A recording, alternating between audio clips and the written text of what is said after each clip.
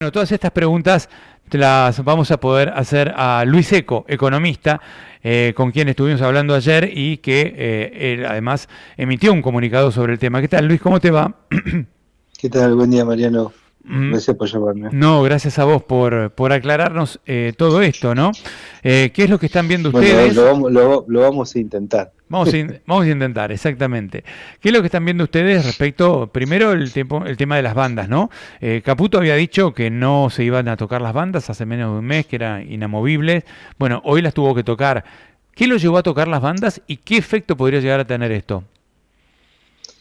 Mira, yo creo que el gobierno les cuesta, pero va reconociendo algunas de las cosas que se le vienen señalando como errores o puntos débiles de su política económica. El tema de la persistencia de una banda que iba a generar una apreciación real aún más fuerte del peso, es bienvenido, digamos, que por lo menos se introduzca se llama crawling pasivo, ¿no? O sea, la idea Claro. de que se va indexando con la inflación pasada, te evita que la apreciación del peso, o sea, o el fortalecimiento del peso, esta sensación de que está barato el dólar y caro el peso, por lo menos se detengan los niveles actuales. Es bienvenido. El tema también reconoce, después de mucho tiempo, de que hay que comprar dólares, de que hay que acumular dólares en el Banco Central.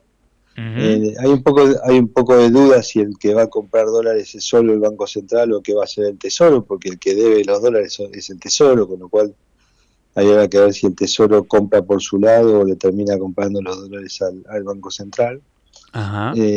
Pero yo diría que hay un gran ausente, se pierde una oportunidad importante que es la salida del cepo, ¿no? Argentina todavía es una anomalía, no solo porque tiene estas bandas que ahora se ajustan por inflación, que no existen casi, creo que en ningún lugar del mundo, sino también porque tenemos controles muy estrictos a los movimientos de capitales, que es lo que llamamos usualmente cepo, y no es un sistema, no es un régimen cambiario normal, ¿no? Es una anormalidad, y entonces eso siempre te genera dudas, incertidumbre, hasta cuándo va a durar así. Volvieron a hablar de fases, viste que alguna vez charlamos yo digo, cuando mientras persiste esta idea de las fases, es como que siempre dice, bueno, ¿cuándo viene la próxima? ¿Qué puede pasar cuando venga la próxima? Así que genera un poco de ruido todo, pero bueno, es un progreso, ¿no? Claro, sí, siempre que están forzados a hacer alguna medida, hablan de una nueva fase. Es como si estuviera ya planeada de antemano. Pero muchas preguntas, ¿no? A uno lo asaltan. ¿El tipo de cambio vos crees que puede alterarse por esta política o lo que va a ocurrir es que no va a bajar ya de donde está? No, yo creo que al haber compras del Banco Central y eventualmente el Tesoro, me parece que un poco la idea es tratar de que no vuelva a pasar lo anterior, ¿no? Hubiera Ujú. estado sano sacar el piso ese que se va abriendo con el tiempo, porque evidentemente a ese nivel no se va a llegar, o sea, el piso de la banda.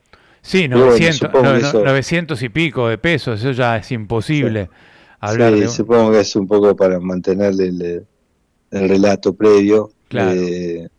Pero es de esperar que el central compre a estos niveles, no que deje que caiga, aunque no veo razones para que caiga en el corto plazo tampoco, digamos. Entonces me Claro. parece que, Pero si el que central es una... compra, no produce un efecto de demanda y entonces se puede subir el precio del En dólar, digo. realidad, Mariano, es muy poquito lo que va a comprar, porque dice que va a Ah, comprar 5% del volumen diario y en todo caso, si sobra mucho un día, puede comprar, no sé, por ejemplo, una empresa trae 200, 300 millones de dólares en un día, habla de comprar en bloque, digamos, o sea, como ujú. para evitar que eso presione sobre el mercado. Así que imagínate que si el promedio de diario del mercado son 500 millones, dijo el mismo en el comunicado, dice, hubo días de hasta 200 millones, 5% de eso, estamos hablando entre 10 y 25 millones de dólares por día, Ujú.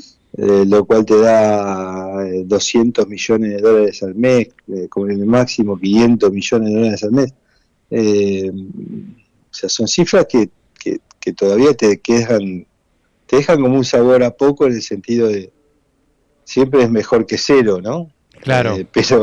Pero el Tesoro tiene que acumular muchos más dólares, esos números de 10 mil millones de dólares y demás, eh, como capacidad o con monto poder ser factible de ser comprado depende de la demanda de pesos, o sea, de que los argentinos estemos dispuestos a vender dólares para hacernos de pesos. ¿Y cómo llegan a 10.000 millones a ese ritmo? No, ese ritmo no llegan, por eso te digo que tiene Claro. que haber un cambio muy notable de la voluntad de los argentinos de hacernos de pesos, con lo cual el mercado de dólares debería aumentar muchísimo de tamaño, o tener estos ingresos excepcionales, ya sea por flujos de inversión directa o colocación de deuda privada en el exterior y demás. O sea, digo, es como que las proyecciones, si las mirás en términos históricos, donde está la demanda de dinero y demás, tienen lógica, pero necesitas un cambio de expectativas. Yo venía diciendo hace tiempo que cuesta hacer clic, ¿viste? Es como que todavía estamos ahí, bueno, vamos a ver, vamos a esperar, los empresarios te dicen eso, los inversores te dicen eso, y me parece que esta medida no termina de hacer el clic, ¿no? Es como que es una mejora del programa, pero que no termina de tener toda la contundencia. A mí me hubiera gustado mucho que la acompañaran con la llegada del cepo, porque eso sí te demuestra que el gobierno perdió el miedo, que es más definitivo el modelo, o el programa, o con configuración de política económica. Si hoy todavía le falta un poco. Si hoy se sale del cepo, ¿sería posible una escalada del tipo de cambio o vos lo ves que permanecería en estos valores?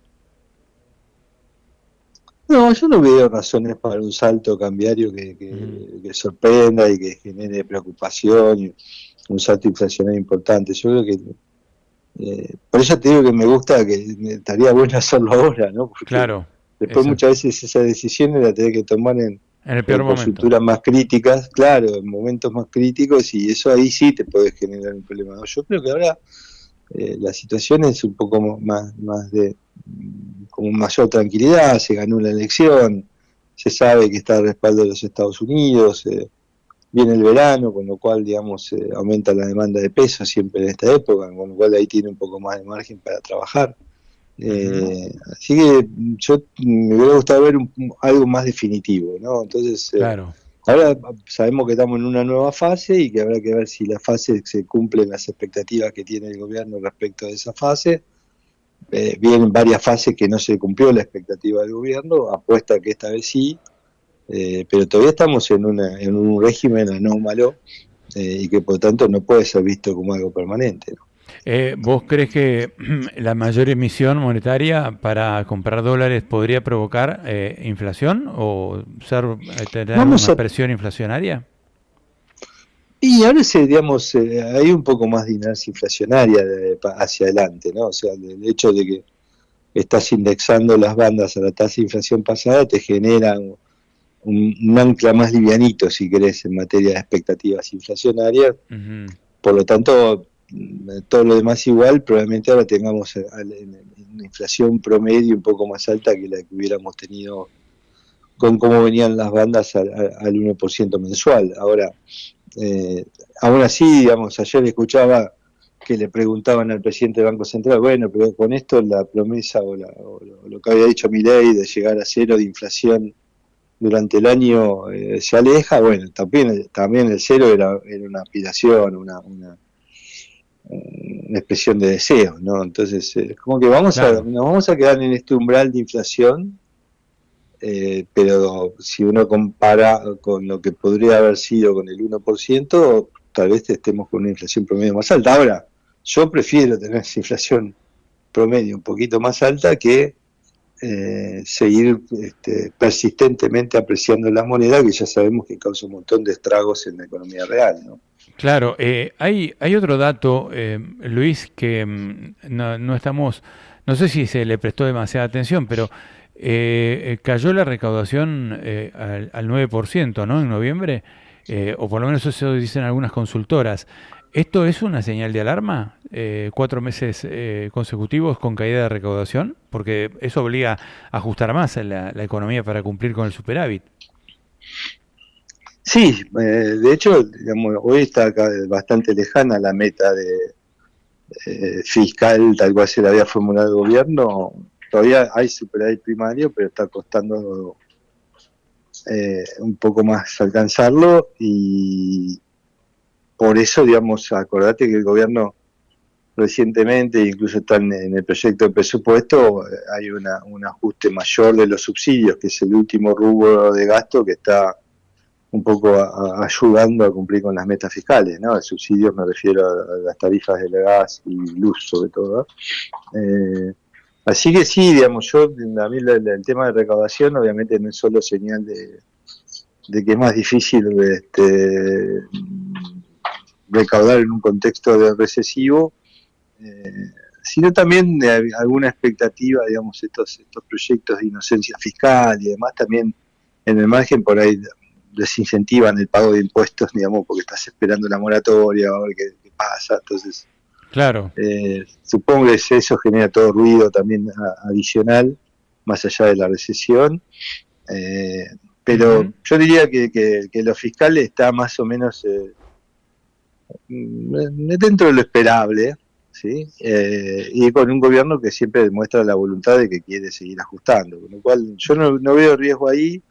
Me preocupa un poco más el tema de actividad económica, donde ya te digo, al no haber un cambio muy rotundo de las expectativas, es como que es difícil pronosticar una recuperación rápida. Claro, ¿no? Por eso te digo, yo el tema de la baja de la recaudación lo veo más que como un problema fiscal, como un problema de actividad económica, que está reflejando, reflejando una recesión que no termina de ceder, y eso tiene su correlato en cierres de empresas y caída de empleo. Y eso al mismo tiempo deprime el consumo y es un círculo vicioso, ¿no?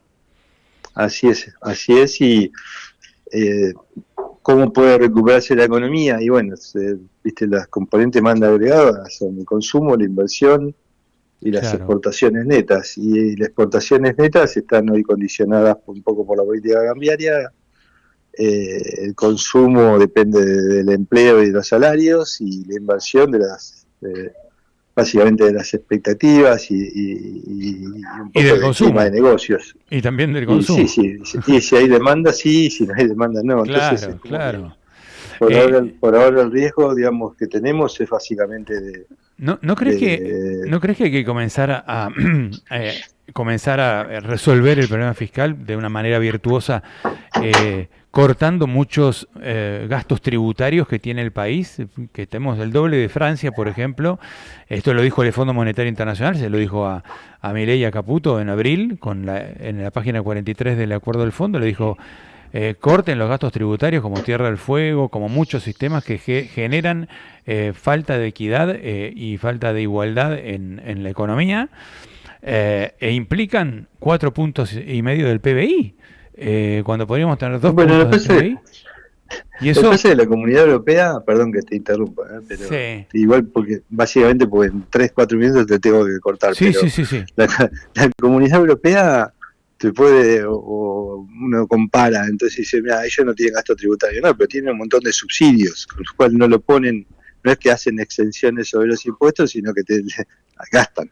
Claro. ¿Entendés? Entonces, hay que ver un poco las estructuras cuando uno compara y dice, no, Argentina tiene mucho gasto tributario, y bueno, probablemente sea la forma de disfrazar, entre comillas, los subsidios. Título peyorativo, subsidios, claro. Entonces, ahora, también, digamos, dentro de ese gasto tributario, qué sé yo, están los libros. Entonces vos decís, bueno, saquemos también, metámosle todos los impuestos que corresponden a los libros, las revistas, los diarios. Digo, o sea, hay que hacer un paneo y ser muy cuidadosos cuando uno habla de gasto tributario. Es que hay algunos que pueden, no digo eliminar todos, los que sean eliminables, los que tengan razonabilidad de existir, que sigan, ¿no? Sí, yo estoy de acuerdo contigo, y creo que aumentaría mucho la transparencia. Yo en general la literatura económica, la evidencia empírica te dice, mira, la forma de redistribuir ingresos en una economía es a través del gasto, no es nunca a través de los impuestos. Los impuestos tienen que ser homogéneos, todo el mundo tiene que pagar, y después vos subsidiás o favoreces determinado sector o grupo de personas con el gasto público.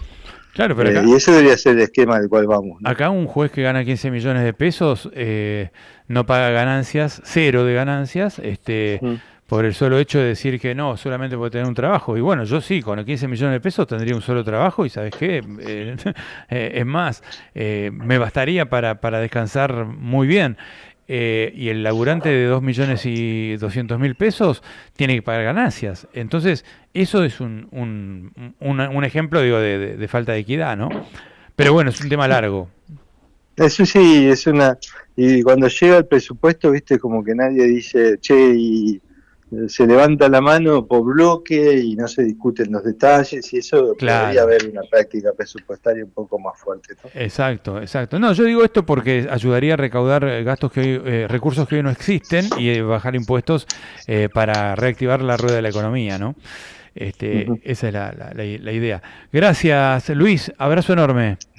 Un placer, hasta pronto, Mariano. Luis Seco, economista, pasaba por unas cuantas verdades. Siempre es muy, digamos, muy instructivo, muy nutritivo hablar con Luis Seco, que nos ilustra mucho sobre los temas económicos, ¿no? Desde una visión, además, que es muy parecida, en teoría, a la versión más ortodoxa que tiene el gobierno, como tantos otros economistas ortodoxos que hoy también están críticos del gobierno de Milei, como por ejemplo Roberto Kajanowski, el propio Carlos Rodríguez, el propio Domingo Cavallo, ¿no?